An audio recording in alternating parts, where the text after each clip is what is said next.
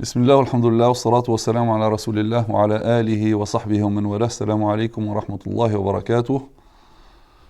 Nous arrivons à la fin de ce mois béni qu'Allah Azza wa Jalla accepte notre jeûne et nos œuvres et qu'Allah Azza wa Jalla nous permette donc, de le jeûner jusqu'au bout. Et donc arrive le jour de l'Eid.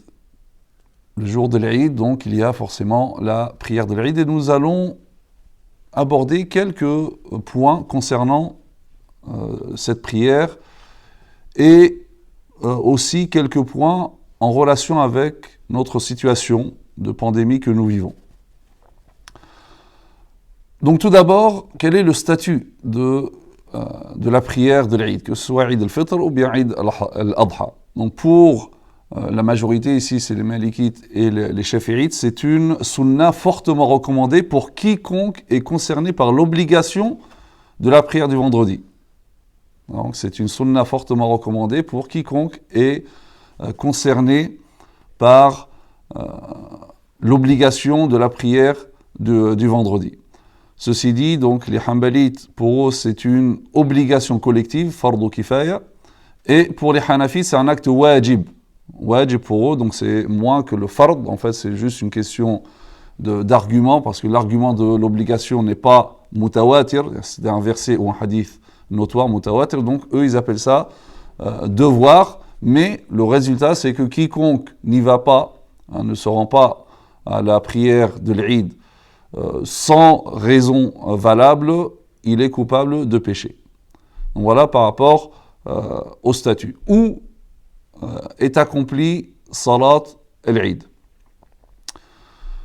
La sunna, c'est qu'elle soit accomplie en dehors de mosquées, dans des lieux ouverts, ça peut être dans des stades ou dans des lieux ouverts pour permettre à un maximum de personnes de se rendre à la prière, notamment pour écouter le prêche, et même, donc ici, hommes, femmes, enfants, et même les femmes indisposées, parce que c'est en dehors de la mosquée. Seul l'imam Shafi'i dit que si la mosquée est assez grande pour accueillir tout le monde, c'est mieux de la faire à la mosquée. Mais pour tous les autres, la règle donc, de Salat al-Eid, c'est de la faire à l'extérieur des mosquées parce qu'il n'est pas établi, ou il est établi plutôt que le prophète sallam a toujours prié Salat al-Eid à l'extérieur. Il l'a fait une seule fois à la mosquée à cause de fortes pluies. Sinon, c'était toujours à l'extérieur.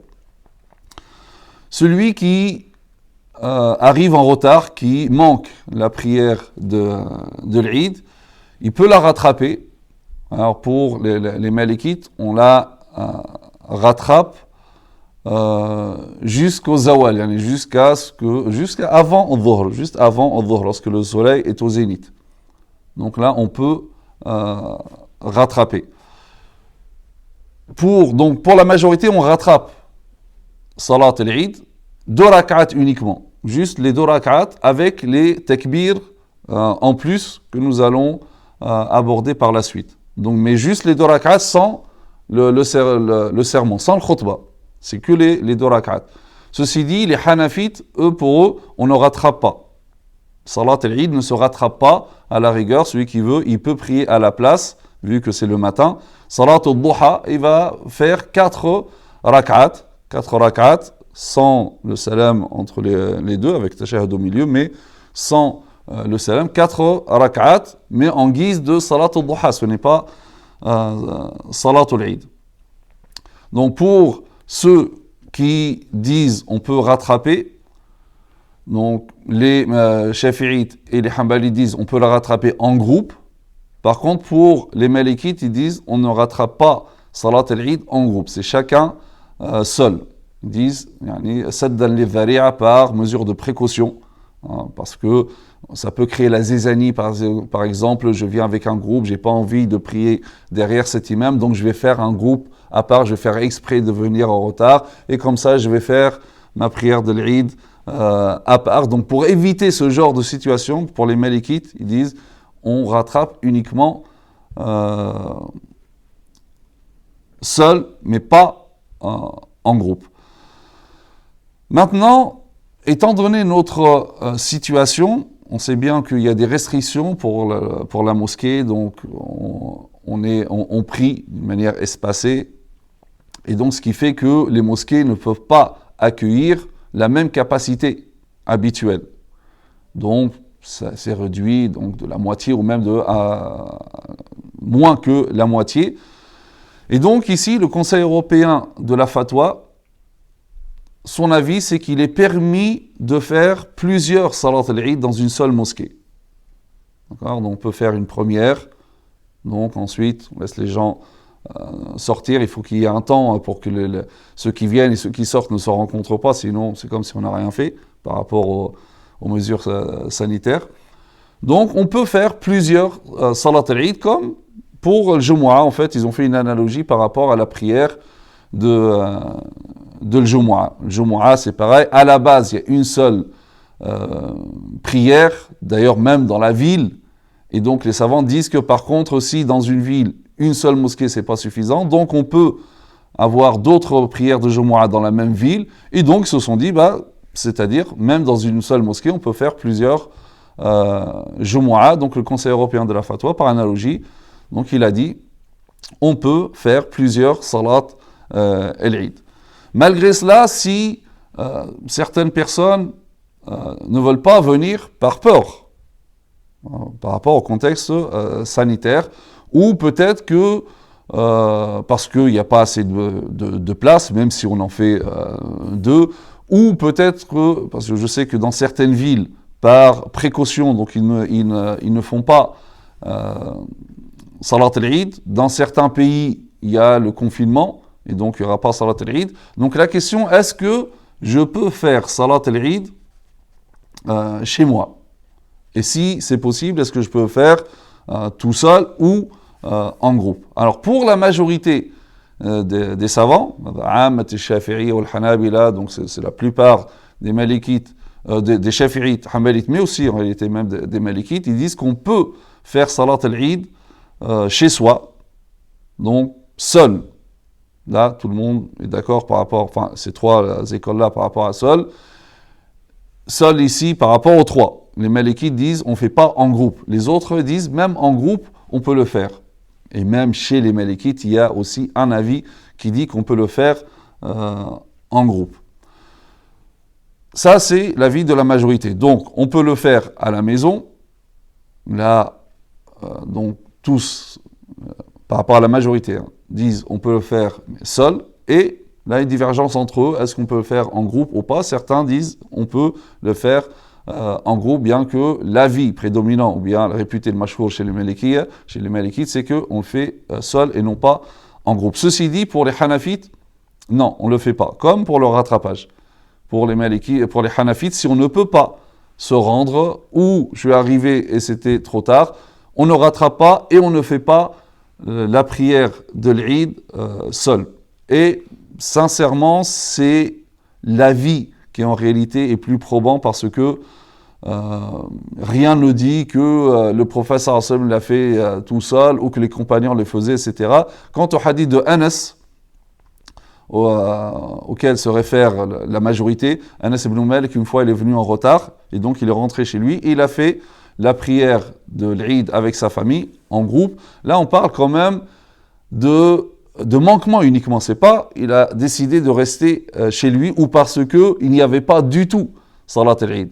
Donc là on parle nous plutôt dans quelqu'un donc qui c'est pas du fait qu'il a manqué, mais soit il a peur ou dans des endroits où il n'y a pas du tout.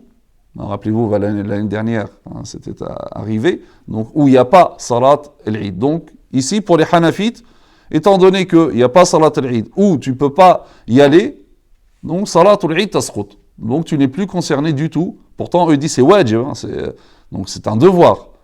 Pourtant ils disent donc là tu n'es plus concerné par Salat al-Eid. Et sincèrement, personnellement, moi je penche pour l'avis des Hanafites. Ceci dit, il y a une souplesse quand même par rapport à cette question. Donc ça c'est l'avis des Hanafites. Donc on peut le considérer comme meilleur ou probant. Mais ceci dit, donc il y a une largesse par rapport à ça. Donc ceux qui veulent quand même le faire parce que dans leur ville ou dans leur pays, il n'y a pas Salat l'Eid, donc ils peuvent le faire chez eux sans le khutbah. C'est que les 2 rak'at uniquement, donc individuellement ou collectivement. Mais sans, je répète bien, sans le prêche. Donc les 2 rak'at avec les takbir en plus. Alors les takbir en plus, c'est au début. Donc on fait takbiratul ihram. Takbiratul ihram. Ensuite, on rajoute 6 takbir. Donc en tout, ça fait 7. En tout, ça fait 7. Donc premier takbir plus 6. Et une fois que donc après, il y a eu, comme d'habitude, al-ruku', al-rafa', al-sujud, etc. On se lève pour la 2e rak'at. Donc il y a le takbir de déplacement. Donc après le takbir du déplacement, 5 takbir. Donc en tout, ça fait 6. D'accord? Donc on compte pas, dans les 5, on ne compte pas le takbir du déplacement. Donc c'est une fois qu'on a fait le takbir du déplacement, on rajoute 5. Il est recommandé, pour ceux qui connaissent, donc de lire pendant la première rak'at, donc le Fatiha plus, là particulièrement chez les Malikites, Surat al-A'la, Sabbih isma rabbika al-A'la, ou bien al-Ghashiyah. Hal ataka hadith al-Ghashiyah. Ça pour les Malikites, c'est première rak'at, tu as le choix entre Sabbih ou bien Hal ataka hadith al-Ghashiyah. Deuxième rak'at, le choix entre Al-Shams et Al-Layl, ou Al-Shams wa Duha, ou bien Al-Layli idha yaghsha. Donc voilà, ça c'est l'avis prédominant chez les Malikites. Maintenant, pour ceux qui décident de le faire chez eux, vu le contexte, parce qu'on a dit, la majorité accepte ou permet, ou la majorité permet de faire Salat al-Eid chez soi, particulièrement lorsqu'il y a vraiment une raison, comme dans notre situation. Donc, j'ai dit, il n'y a pas de prêche. Par contre, je peux, par exemple, écouter un prêche, mais pas dans l'intention que je suis en train de faire Salat al-Eid à distance. D'accord? Parce que Salat al-Eid, normalement, donc c'est les 2 rak'at. Donc, ensuite, il y a un prêche. Donc, si j'ai fait mes 2 rak'at et qu'ensuite, je ne sais pas, je mets une vidéo où il y a un direct sur Facebook ou etc., ça, je peux. D'accord? Parce que je suis en train d'écouter une exhortation. Mais attention, il ne faut pas que ce soit dans l'intention que je suis en train de faire la prière à distance. La prière à distance, ce n'est pas permis. Il faut être dans le même lieu que l'imam et que les prieurs. Donc c'est pas de chez moi et il y a une diffusion, je ne sais pas, de la prière dans une ville ou à la Mecque ou ailleurs et je dis tiens, je vais faire avec eux. Non, ça, c'est interdit. Donc voilà par rapport, donc en gros, Salat al-Eid dans notre contexte. D'accord? Dans notre contexte, je répète, en résumé, donc la majorité disent qu'on peut faire Salat al-Eid soit seul ou soit en groupe, chez soi. Les Hanafites ne le permettent pas. Donc il y a une largesse par rapport à cette question-là. Chacun peut prendre l'avis donc, qui veut, donc sans aucun problème par rapport à cette question. Mais si on l'a fait chez soi, c'est sans khutbah. On fait les 2 rak'at sous la forme de Salat al-Eid, donc avec les takbir supplémentaires. Donc 7 à la première rak'at, y compris la takbiratul ihram, le premier takbir de sacralisation. Et à la deuxième rak'at, donc on peut dire 6, y compris le takbir de déplacement. Donc voilà, taqabbalallah minna wa minkum, qu'Allah Azza wa Jalla accepte notre jeûne, nos œuvres. آمين يا رب العالمين وسبحانك اللهم وبحمدك نشهد أن لا إله إلا أنت نستغفرك ونتوب إليك وصلي اللهم على سيدنا محمد وعلى آله وصحبه وسلم تسليما والسلام عليكم ورحمة الله وبركاته.